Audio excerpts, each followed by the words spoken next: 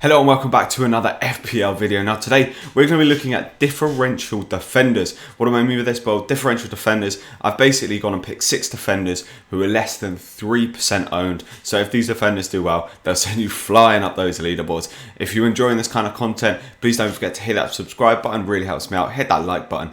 Without further ado, let's get straight into it. So the first defender I've picked here is Tyreek Mitchell. Now plenty of people are going for his counterpart, Nathan Ferguson, on the right hand side for Crystal Palace, who does have that red mark next to him right now because he is injured. Now Tyreek Mitchell will most likely be starting the first few games as Patrick Van Aanholt is out injured, and Crystal Palace don't have too bad fixtures either. The only thing to say about this is that when Van Aanholt has been out previously, Riedwald or Schlupp has taken his position. Riedwald actually won Player of the Month in left back. So, you know, Mitchell played towards the end of last season when the games didn't really matter, but Riedwald may actually take that position now. But if he does play, a very, very good option. And I've seen him play a little bit in pre-season friendlies and he gets very, very far up. So for 4 mil, a good attacking differential fullback. So the next 2 differential players I've picked are Hector Bellerin and Saiss. Now I've combined these 2 here. They're both 5 million. Hector Bellerin on the right hand side for Arsenal. He's about 2.5% owned now. A lot of people going for Kieran Tierney,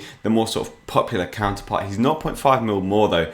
And Bellerin, you know, likely to start. He does have Cedric as a bit of competition. So Tierney for the extra 0.5 does get you sort of more guaranteed starts, but very low ownership, and we've seen that Bellerin come in with plenty of goals, plenty of assists. Now the reason I've combined these 2 here is if you look at the fixtures, Arsenal have a nice couple of fixtures to start with, and then you could easily make a straight swap over to Saiss from about game week 3 to game week 7. These 2 sort of interchange very nicely. Make that little swap, and Saiss, another player for Wolves, below 3% owning that defence. A lot of people may be going for the more popular Connor Cody. Saiss, however, towards the end of last season was picking up plenty of bonus points and was one of the main reasons why Wolves have kept so many clean sheets and are so good at the back. So Saiss, another very good option in the defence there for Wolves, and is quite a good differential in my opinion as well. On to the next 2 players. Now we've got 2 Newcastle players here. Both I think actually less than 2% owned, or maybe even less than 1%, but very, very lowly owned. And especially it surprises me with Jamal Lascelles. He's 4.5 mil, and if you're looking for a 4.5 mil defenders, Lascelles could be the one. I mean, he has 2 very, very good starting fixtures. So, you know, that same with if your player's got 2 very good starting fixtures, and a lot of people are doing this kind of Aubameyang down to De Bruyne, you free up an extra 0.5 mil, then you could go Lascelles to Connor Cody or Saiss. I think that's a very, very good move. Then with Fernandes as well, and also another very lowly owned defender. He sort of gives, for the 0.5 mil more, he gives you that extra bonus points. He got 13 bonus points last season compared to Lascelles' 3 bonus points.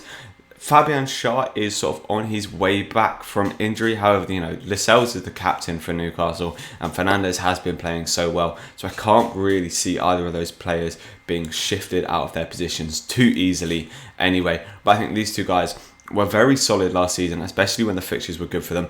Maybe it could be a situation of waiting a little bit to bring these guys in. From about game week 7, they have very, very good fixtures. They have a couple of good fixtures to start with, but then between about game week 3 and game week 7, as it were, they don't have 2 good fixtures. But as I said, could be a great way to rotate some Wolves in there, as Wolves have very, very good fixtures between game week 3 and game week 7. And obviously Newcastle start off with a couple of nice fixtures as well. But these 2 guys definitely ones to look out for and really could push up the leaderboards.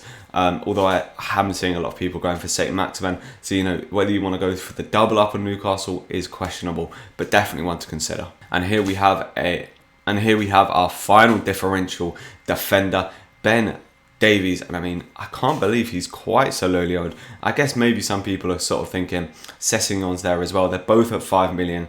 You know, there could potentially be some rotation, which could really muck you up a little bit. However, you know, Spurs have incredible fixtures, especially under Mourinho. They're going to be a lot more defensive. I think Davies will be a more popular player under Mourinho.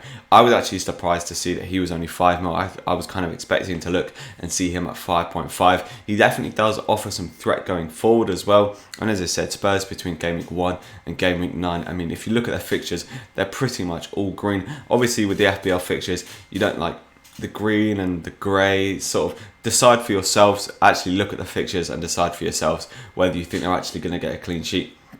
But I'd happily go for the double up on Son and Davies at the back. I think that's great. And you can basically just stick him in for up until game week 8 and not really have to worry. That's why I really like him, because you won't really have to, unless he gets injured or gets a red card, which, you know, you don't have to really, you shouldn't really be considering that when you're picking a player unless they pick up an absurd amount of yellow cards. That's definitely something to consider, because that gives you minus points. However, Davies for me, with Spurs' great fixtures and the defensive style they play under Mourinho, a lovely differential option there. If you have enjoyed this quick differential defender video, don't forget to hit that like and subscribe button, and I'll catch you in the next one.